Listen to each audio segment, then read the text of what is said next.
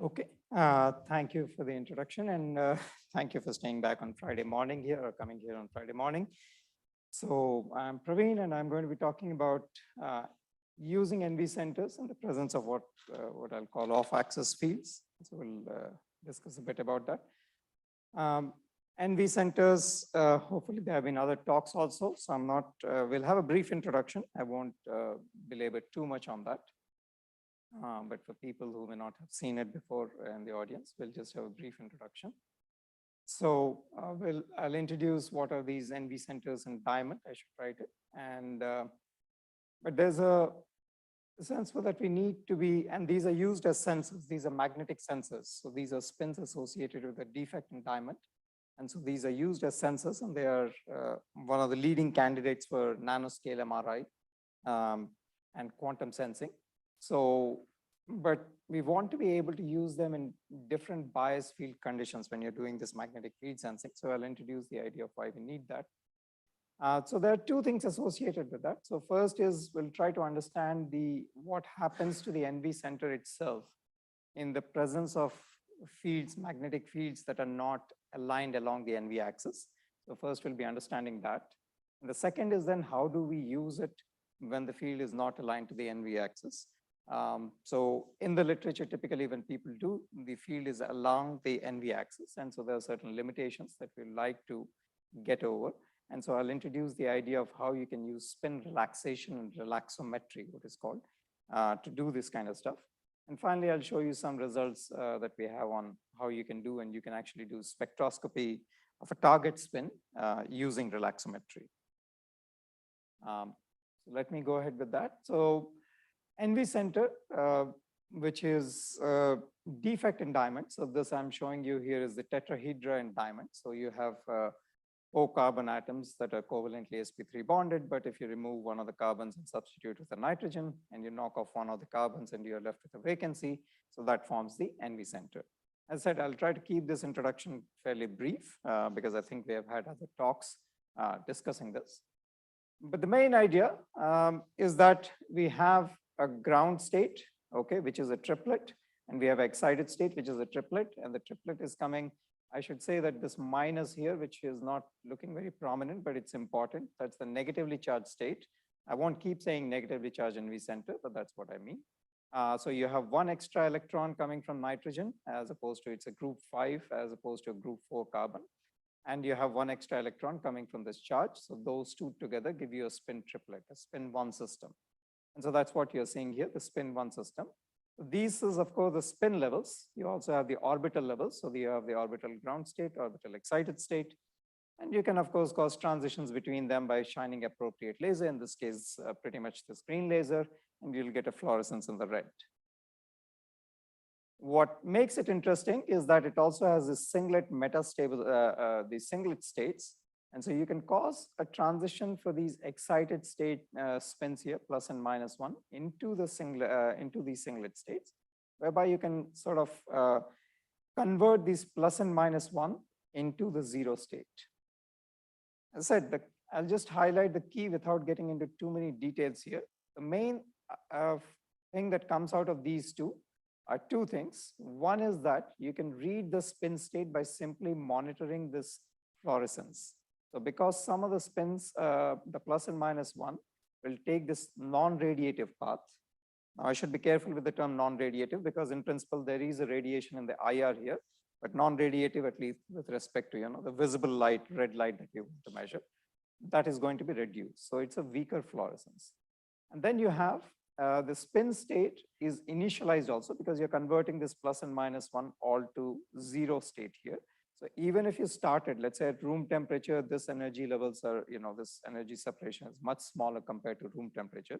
So even if they were nearly equally populated, after a few of these optical cycles, you'll end up initializing the spins simply by the action of the laser. So these two, the fact that you can initialize, so if you compare this to, let's say, a thermal polarization in magnetic resonance, this is orders of magnitude higher, so it gives you much higher signal. And similarly, the fact that now you have a optical readout of this magnetic state as opposed to a microwave, And the fact that you can have much more sensitive detectors in this, in this range makes it a very sensitive technique to the extent that you can measure single spin at room temperature. And that really is the power, that you can measure single spin at room temperature. Though a lot of stuff that I'll be talking will be with ensemble, but ultimately you can reach the limit of using single spin. And so, and what ends up happening is that you could now actually do a resonance experiment where you're sweeping a microwave field, let's say. So you can sweep the microwave field here. And so microwave field, of course, causes transitions between these levels. So let's say if you initialized everything to the 0 state, imagine. So somewhere far away, you have initialized by doing this optical cycling. You can initialize everything to the 0 state. But then when you apply these microwaves, they're going to cause transition from the 0 to either, depending on which microwave frequency you choose. You could have 0 to -1, or 0 to +1. Of course, the moment it goes to 0 to -1 or 0 to +1, the spins go there. You'll see a reduction in the fluorescence because they have that non-radiative path. And so by monitoring the fluorescence intensity, you can actually look at the resonance of the NV center itself. This is called optically detected magnetic resonance. Now, this by itself is very nice that we can measure NV spin, but what is more important is that we want to use this resonance to detect magnetism. And how do you detect magnetism? You detect by, let's say, most of the talks that you have heard so far, they are looking at changes to this resonance frequency. Okay, they're looking at changes to the resonance frequency if you apply some target magnetic field. The other way, of course, if you do what is called a pulsed ESR or NMR experiment, if you do a pulsed experiment, you can convert this change of frequency into a change of phase. So you could look at the precision of a spin around a magnetic field, and you can look at the change of the phase as the frequency changes. And so you can do all these tricks, and this is what people have been doing. What I will be talking will be related to changes to the line width of this resonance, which is related to the spin relaxation part, okay? So that's what we'll eventually come to, we'll get there. So, but that's to keep in mind, that's what we'll be doing. And this is my one slide. I won't spend too much. Just to flash, I had it from a previous talk I had given like this for students. And since I keep belaboring, and I saw Rana Adhikari's talk, and so I was motivated by that to sort of flash this, saying that you have to be careful whenever you're doing. The key idea is understanding the noise is really the game here. And as he had said that he thinks everything is a noise, and the signal also being a different kind of a thing that you have to understand on top of it. And so for any good, serious experimentalist wanting to work in precision measurements, noise is the key thing that you have to spend a lot of time trying to understand the noise of your system. And what are the ultimate limits of this noise? And how do you manage to overcome to see your signal? And so, as I said, this will take way too long, but you have to do a noise budgeting. And this may not even be a complete list of noise sources. From everything from mundane to the not so mundane, you want to be limited, let's say, by something. And for quantum measurement, actually, I should write, you will want to be actually limited by the, Heisenberg noise, but we are not quite. So, but even before you get to any of this, there are many, many things that you need to first worry about. And so that's just a motivation for the students to think about.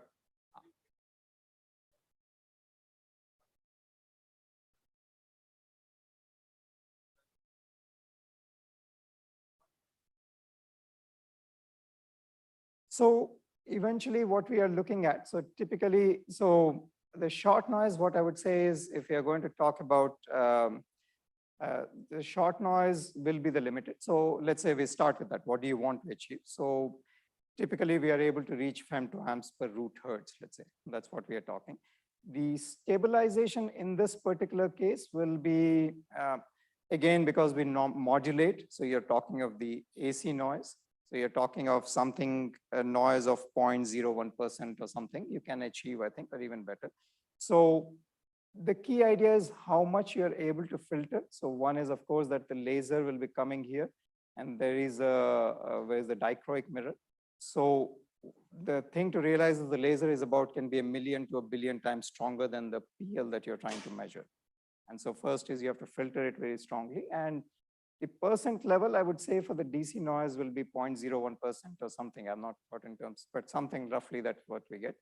And in our experiments, we have not really stabilized to the level that you guys, let's say, have to do. So we normally use it. We don't have a feedback loop for stabilizing this as of yet. So you can do, I think, single spin experiments without that. I would think, but you do need to keep in mind that finally what you want to achieve is the short noise limit. So if you think in terms of, you can get 10,000 spins from a single spin. So that is about 100 spare or 100 electrons. So you're talking 100 short noise of 100 photons that you're talking. So you're getting about 10,000 photons per, for NV spin. So you're talking of a short noise of something like 100 photons. So that's roughly the kind of figure that you want to be able to achieve by finally doing all this. That's what I would say. That's for a single spin. For ensemble, of course, it's a bit more relaxed. Okay, so I can sit down and talk a bit later about more about the numbers. Let me first initiate about what is that we are trying to do. Why is NV center? So since we are talking about sensing in this particular in this conference or in the summer school, I'll stick to this sensing part more. You can write down the Hamiltonian of the NV center. And so you have a zero field splitting term, so the crystal field splitting term. So you can have both something, so you have spin-spin interaction within the spins, and then you will have these strain terms or voltage electric field terms. You can have hyperfine terms. But we'll start with, let's say, the most common, which is the B dot S, which is the Zeeman term, which is what is leading to the magnetometry. Then you have these hyperfine terms, which relate to nuclear memory and hyperfine interactions. I won't get into too deep into this, though they play a very important part, especially if you want to build a nuclear register and such. And then you can talk about electric field sensing, which comes about from this term, this E term. And then finally, the zero field splitting here is a temperature dependent one, so people use it even for thermometry. So there are different ways that, so you could have temperature sensing, electric field or strain sensing, magnetometry, different kinds of sensing that you can do. But typically what people assume when they're trying to not assume, rather people try to engineer, is they want to keep the B and the S collinear. So they are sort of aligned to each other, which is when you get this sensing working very nicely. You get the highest contrast in ODMR. So typically NV is operated with B and S collinear to each other. So what I'll be motivating is the need for flexibility in having this bias field. So you're talking, because we are talking magnetic resonance, you of course always usually have a magnetic field. And in a true, for it to be a truly flexible platform, we have to be able to use it when we can change the orientation of the bias field according to what the sample or what the sample needs. And why do we need the bias field to be changed? What is this? And the heart of it is anisotropy and dynamics. But you want to be thinking of anisotropy of your target. That's what we're targeting. So you're talking about your target may have some anisotropies. There may be some dynamics. So let me, so I'll come and discuss a little bit what I mean. I will say that, okay, so because I was preparing this presentation sort of at the last moment, I just copied this quickly from Easy Spin, which is one of the standard tools that people use for a software that is available for people to use for dealing with magnetic resonance spectra, simulating them and analyzing them. But it kind of shows what I wanted to show is that you can write the Hamiltonian of a general Hamiltonian of a spin, and there'll be many, many terms, of course. Let's say you have electrons, so the Zeeman term of the electron, the hyperfine terms, the nuclear Zeeman term, quadrupole terms, spin electron-electron interactions, hyperfine interactions. So many of these terms. But the fact is that each of these is orientation dependent, okay? So it depends on the orientation, plays a very critical part in this. And so you could have, so the Zeeman term, of course, relies on the gyromagnetic ratio, which has the Lambda G factor. And this G factor can be anisotropic. So you could take the same molecule, you could run the same, but if it has a different anisotropic G factor, there's just a simulation showing how the magnetic resonance spectra may change. And you'd ideally want to be able to measure the anisotropic G factor. Similarly, this is looking at anisotropic hyperfine. This is from our own work where we had measured anisotropic. So this is in the P1 center, which is instead of the NB, which has nitrogen and the vacancy, the substitution nitrogen and the vacancy. Here we are talking only the hyperfine, only the substitutional nitrogen. So this is the hyperfine spectra of what is called the P1 center. Okay. And so this is in the diamond lattice itself, and we sort of show that how you can measure the anisotropic spectrum as you change the orientation of the field. Okay, so this is, for now, the 100 is along the crystal axis of the diamond 100 axis, and this is the 111. How you can measure by looking at the relative orientation to the bias field. Similarly, you can look at single ion anisotropy. This is again work I'll talk. This is looking at the NV centers themselves. So what happens, and I'll spend some time with this in the next few slides, how you will see changes to the NV spectra itself as you or change the orientation of the field. Okay, yeah, sure. Sure. It's orientation dependent. And in a practical application, you also don't know the direction of the magnetic field, right? So how would your sensor actually work? Like you have to, I mean, even if you are able to rotate the sample, how do you know where is actually the field direction oriented? So there are a few. So one is there will be a bias field whose direction you probably know reasonably well.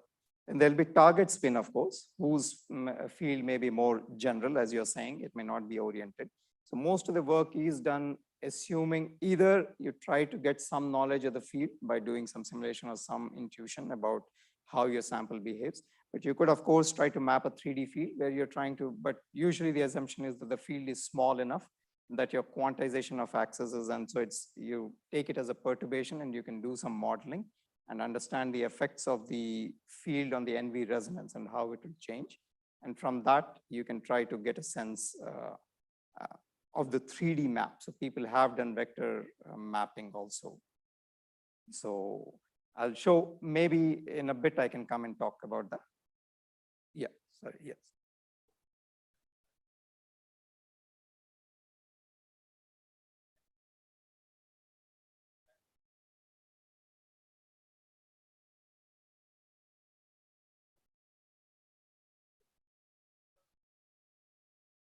How you can,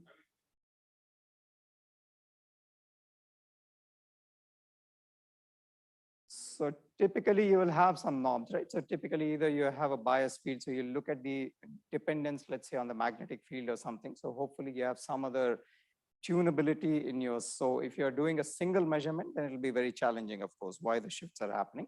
And also the way the shifts happen is a bit different. So whether you're moving, so you can have multiple things here. One is because you have the 0 and +1, how you're moving relative to the 0 and so to the center field here, which is the 2.87 gigahertz, how you're moving relative to that makes a difference. And also in practice, you should normally have additional tunability to study how, let's say if you're talking of a separation dependence or something like that, or a bias field dependence. So you will have some other knobs to change and then study how the signal is changing as a function of those knobs. So whether you're changing, so obviously the dependence on an electric field to the distance or even a bias magnetic field, all of these will be different. So you need to have some additional bias. So it's not like a single measurement that you'll make and get the entire picture, right? So you need to have some knobs, additional knobs, to be able to vary them and see the how your energy levels are changing, or how your whatever signal, you may be measuring the phase signal or the frequency signal, how that is changing. So you'll try to get an idea from that. I hope that makes it, yeah. Sure. Right. So the applications for this are, so there are so one application maybe that nanoscale MRI is a big, one of the biggest motivations for this. So what you're looking at is, let's say you have some other target spin, so you can have a magnetic. So a lot of my work, let's say, is looking at correlated electron systems. So you're trying to understand, you want to do a spectroscopy on some ferromagnetic or some other similar correlated electron materials. So the field from that is going to change.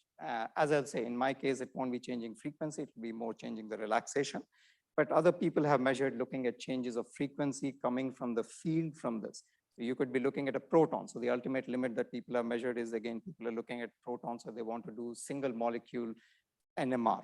So they have a proton sitting in some molecule. So you try to bring it as close so the field is strong enough, and then you look at changes due on the NV center due to this proton field.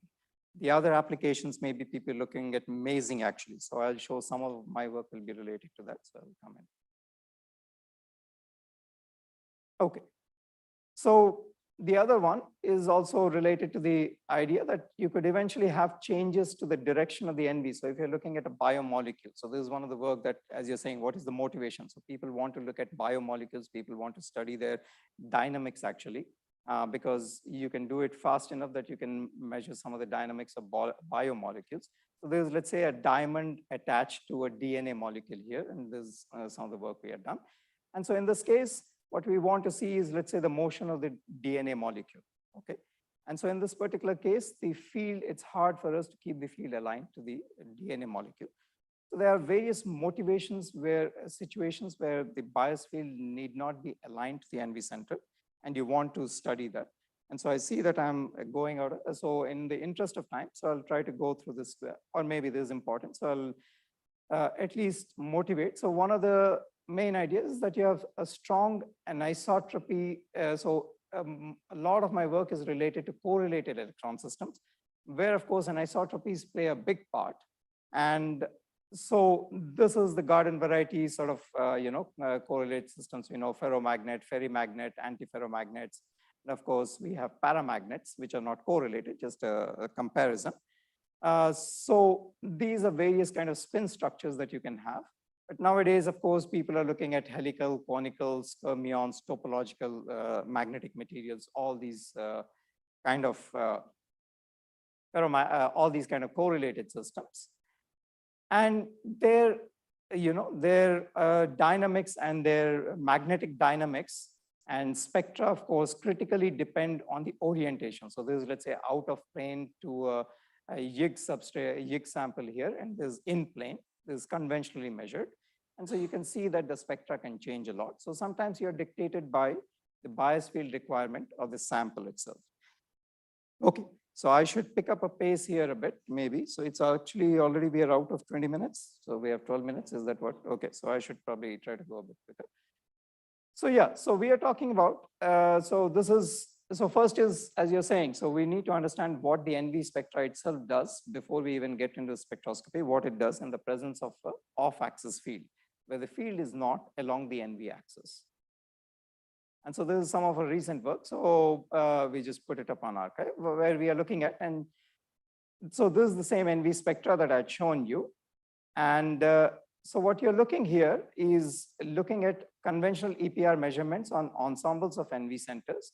But as you change the orientation of the NV, so normally the quantization axis for these spins is given by the NV axis itself.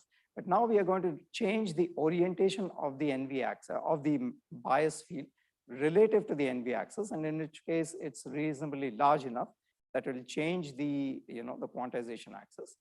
And so what you can see is that you create spin mix states. So what is happening is that we are focusing on the ground state, which is really our quantum sensor. This ground state spin is the quantum sensor.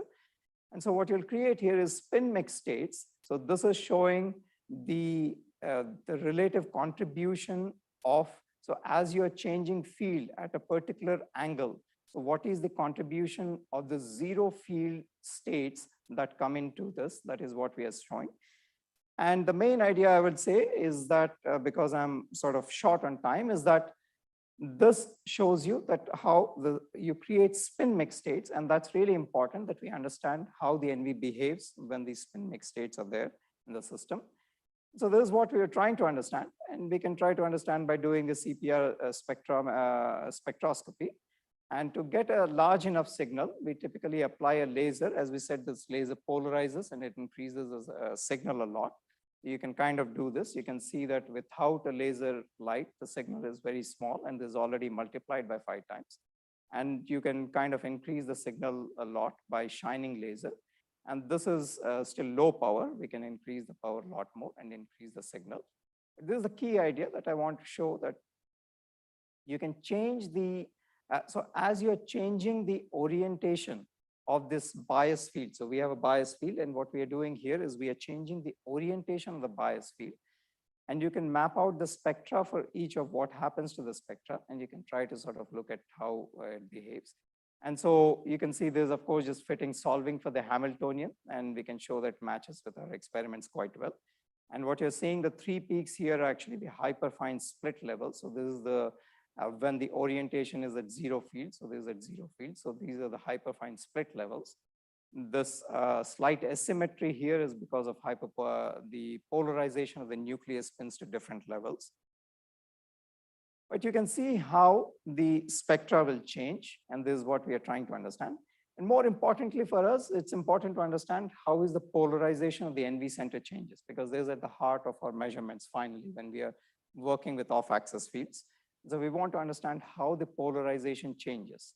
And the way to understand how this polarization changes is going back to this picture here.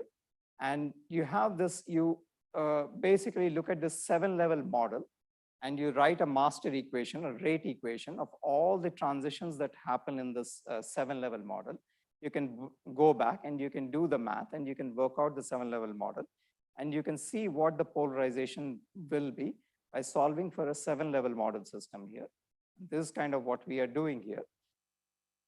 So you can look at how the spin polarization evolves as a function of the angle of the magnetic field. And for us, it was a bit surprising that the polarization is still fairly high. We can still get fairly high even as we change the quantization axis. So this shows that we can do some good stuff with it. And this kind of work also has, actually, I should point out, is that it's related to going back to applications. You see the signal is inverted here. Why has the signal inverted here? In fact, is because my -1 level after a certain point becomes lower than the initial 0 state. And when I do this spin pumping, I will initialize everything to this effectively the 0 level.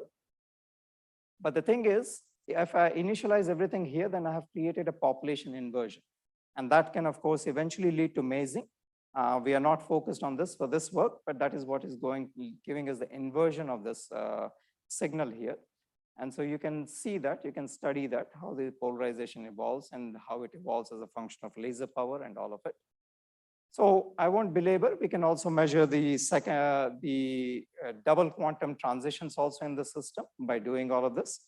I will leave this topic here for now. I'm happy to take more questions later because I want to show some of the spectroscopy work as well. But this is the idea that we need to understand how the NV behaves in the presence of off-axis fields.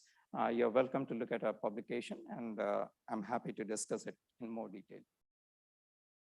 So once again, so spin relaxation or relaxometry. The key idea here is that there are a few modes of doing magnetic measurements with NV spin. One is a continuous wave in which you have this spectra that you measure, and then you can measure the changes with a bias field, how it's going to, or a target spin, how the spectrum will move around. And this is typically limited by what is called the inhomogeneous spin lifetime. You can do pulsed measurements where you're looking at the change of the phase of a precession about a magnetic field, which will also be limited by this T2 star. But what I'm going to be focusing on is what is called relaxometry, where you're measuring the changes to the spin lattice lifetime, which is called the T1.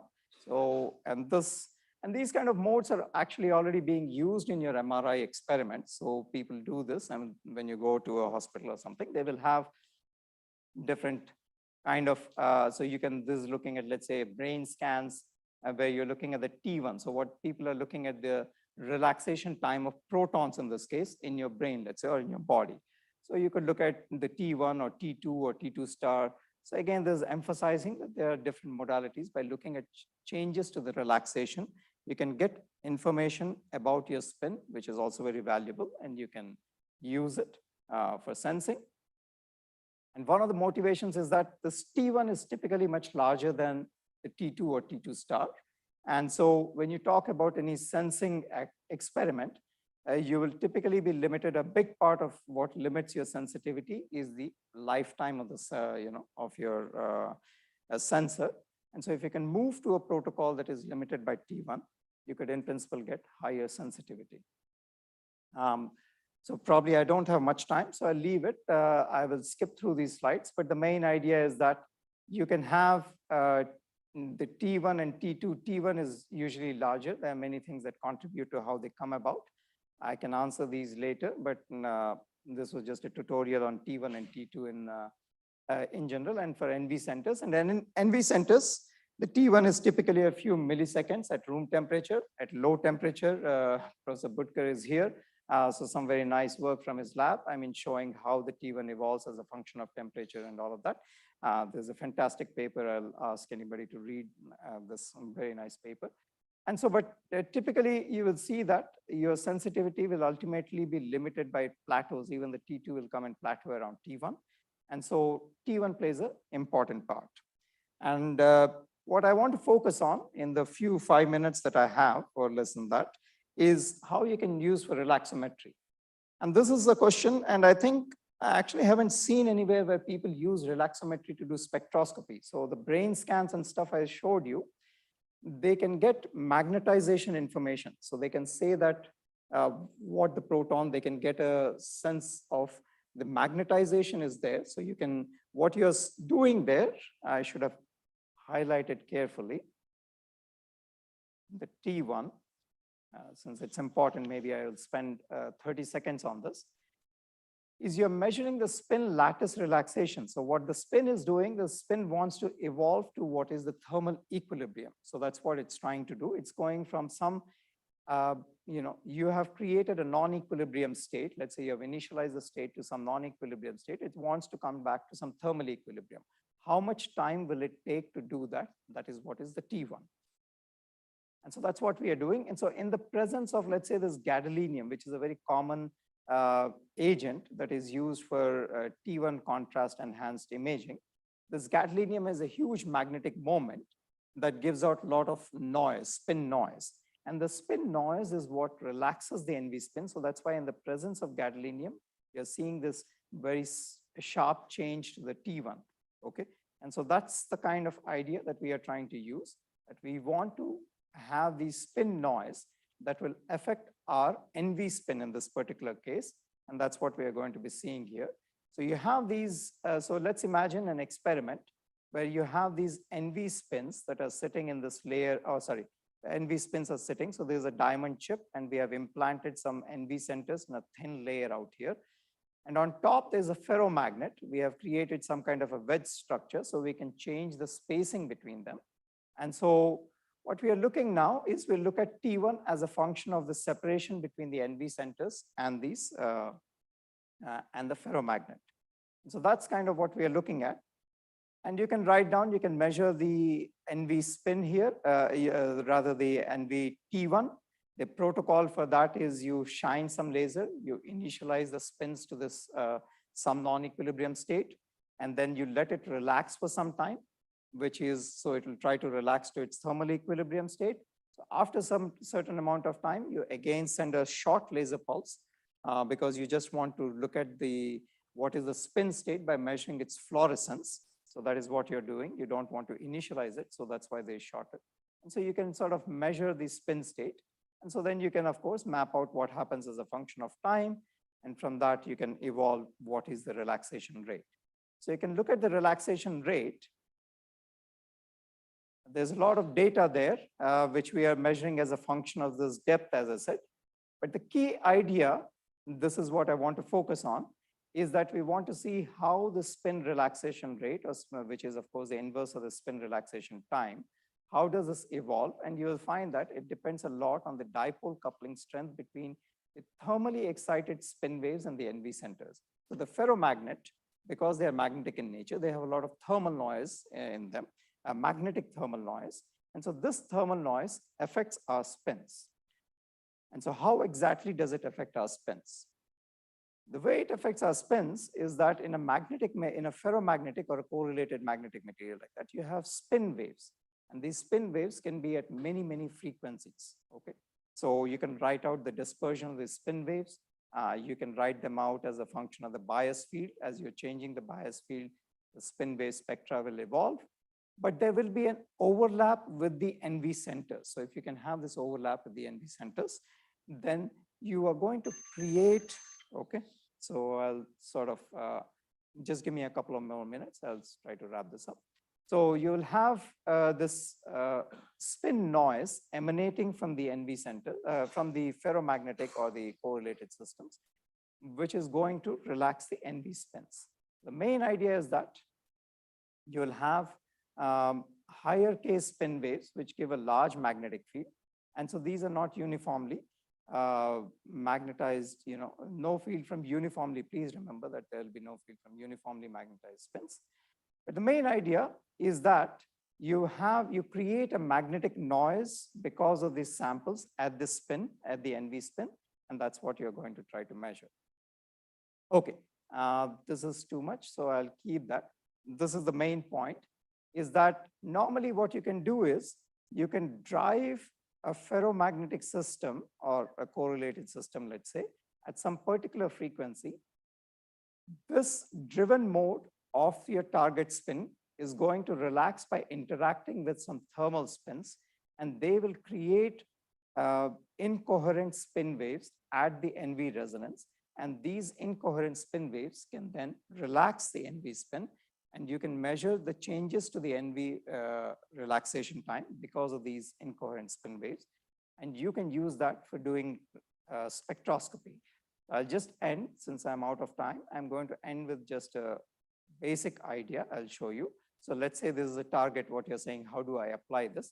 In this case, I'm doing spectroscopy of YIG, let's say, which is a canonical ferromagnet, using the NV spin. So NV, if you just looked at by itself, you'll see a bright changes. But if you looked at, if you put this NV centers on YIG, you can see that the fluorescence will change very nicely on the YIG ferromagnetic condition, which is coming from the spin noise. There are many other works. We have extended this. In the interest of time, I'm going to stop here, but at least I hope the students will carry forward the basic concept that spin relaxometry can be a very powerful tool. You can use it for spectroscopy. And the idea is, of course, now that because you're doing with NV centers, it can be very sensitive. I'll just try to move to the final slide. Don't worry. So I'll move to the final slide, but please, the main idea I'll say is that to use the NV spin, we need to be able to use them in diverse field conditions. And that's a very critical thing. We have to evolve protocols to be able to use in diverse field conditions. And spin relaxation based techniques can allow you to do that. And so we have used them for doing, for looking at ferromagnetic spectroscopy in this particular example. And this can be quite powerful. Thank you.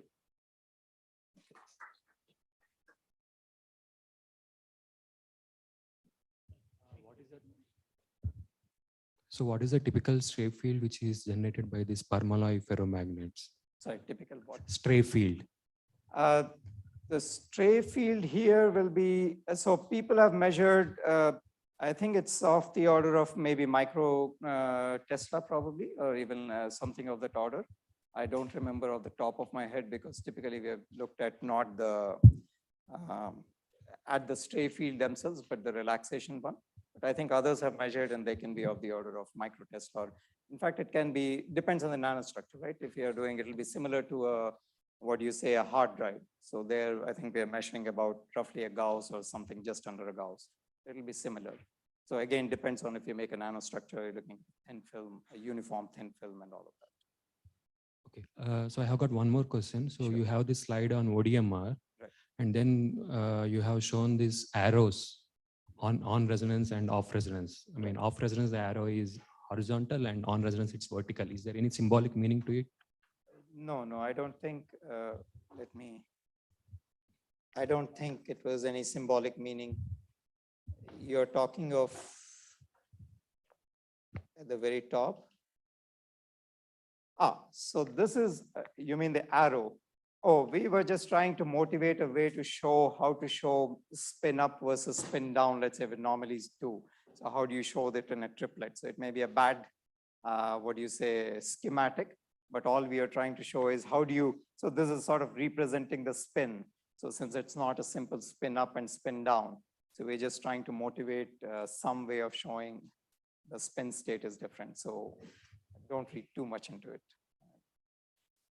Yeah. So, Yeah. thanks so Yes. much. Super interesting.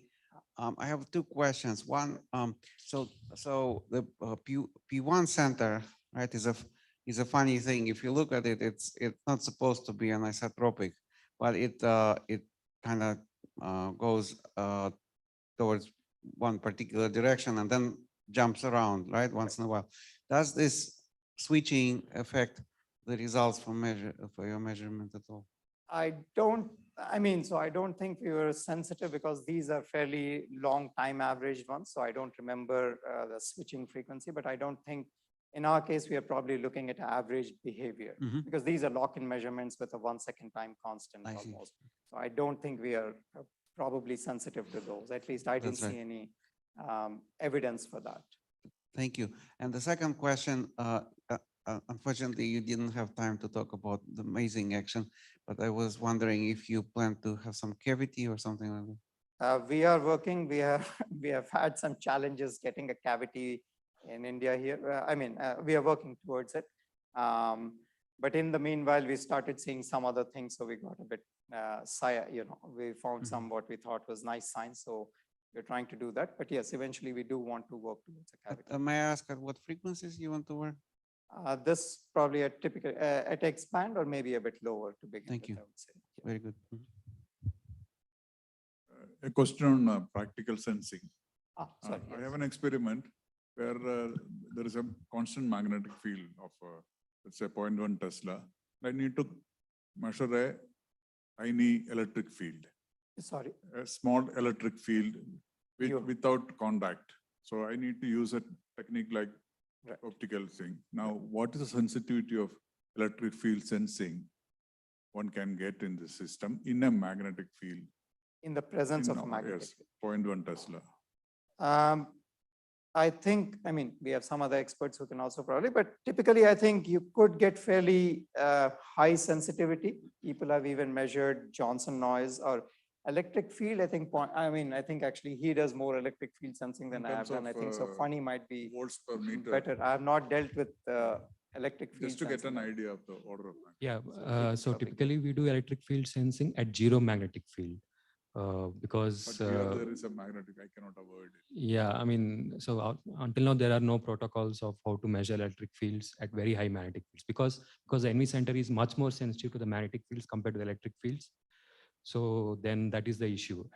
At zero magnetic field, this NV center is sensitive to measuring the electric field from a single charge located 10 nanometers away.